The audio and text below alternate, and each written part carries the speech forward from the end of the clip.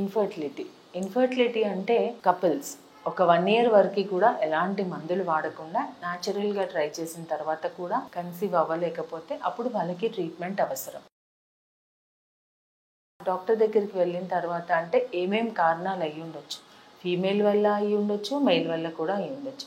So ఫీమేల్లో వచ్చే కారణాలు ఏంటి అని అంటే పీసీఓడి సమస్య ఉందా, లేకపోతే యానోవులేటరీ అంటే ఎగ్ ఫామ్ అవ్వడంలో ప్రాబ్లం ఉందా, లేకపోతే రెగ్యులర్గా పీరియడ్స్ వస్తున్నాయా, రెగ్యులర్గా వస్తున్నాయా, ట్యూబ్స్ ఎలా ఉన్నాయి, లేకపోతే ఇంకేదైనా కాంప్లికేషన్స్ ఉన్నాయా. సో ఇవన్నీ కూడా రెక్టిఫై చేసుకుంటాము. అండ్ మెయిల్ ఫ్యాక్టర్స్కి వచ్చినప్పుడు స్పర్మ్ కౌంట్ ఎలా ఉంది, వెరికోసిల్ ప్రాబ్లం ఉందా, ఆర్ ఎనీ అదర్ ఇన్ఫెక్షన్స్ ఉన్నాయా, ఇవన్నీ కూడా ఫ్యాక్టర్స్ అన్నీ కూడా మనం ఐడెంటిఫై చేసుకొని అకార్డింగ్ టు దట్ మనం ట్రీట్మెంట్కే వెళ్తాము.